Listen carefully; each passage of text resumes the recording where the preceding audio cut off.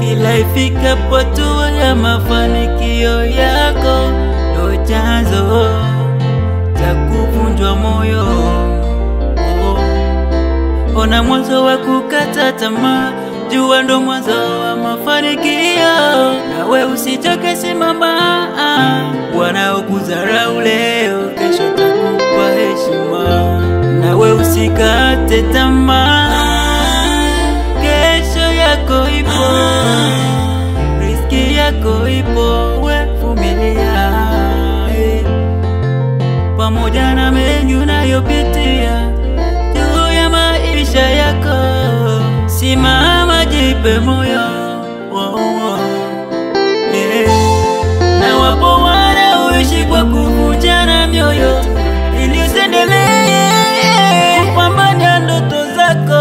Watamani zisifikie malengo, na furaha yao ni kukuona ukiteseka tu.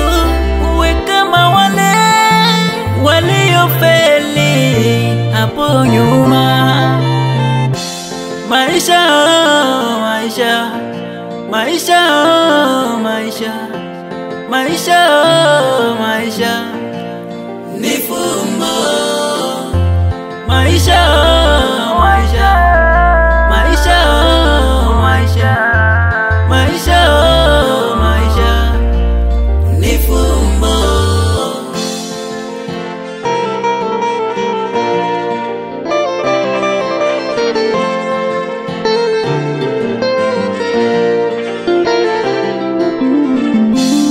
Mtu wa Mungu, niombe kusema nawe kwamba kimsingi mapito ni njia pekee ya mafanikio yako.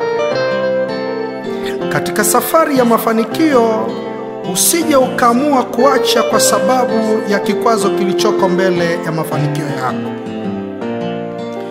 Niombe kukujuza kwamba pambana mpaka hatua ya mwisho, maana neno la Mungu linasema,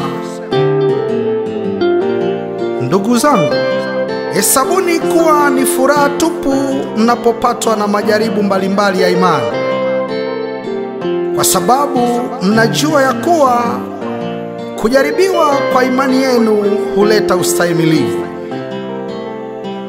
Waswahili wanasema, majaribu humuhimiza msafiri mwendo. Amen. Maisha, maisha, maisha, maisha, maisha, maisha ni fumbo. Maisha, maisha, maisha, maisha, maisha, maisha ni fumbo. Na kuomba fanya bidii kuliona lengo au maono yako. Tumia hatua zile zile huku ukibadilisha mbinu. Ushauri wangu kwako ni kwamba kesho yako inakusubiri, maana hakuna awezaye kumiliki nafasi yako kama wewe mwenyewe. Mshindi siku zote hulitazama shindano, mshindwa humtazama mshindi.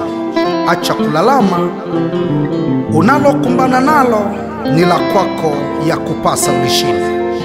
Wakorintho wa kwanza sura ya 10 mstari wa 13 inasema, jaribu halikuwapata ninyi isipokuwa lililo la kawaida ya wanadamu, ila Mungu ni mwaminifu, ambaye hata waacha mjaribiwe kupita mwezaji, lakini pamoja na lile jaribu atafanya na mlango wa kutokea, ili muweze kustahimili.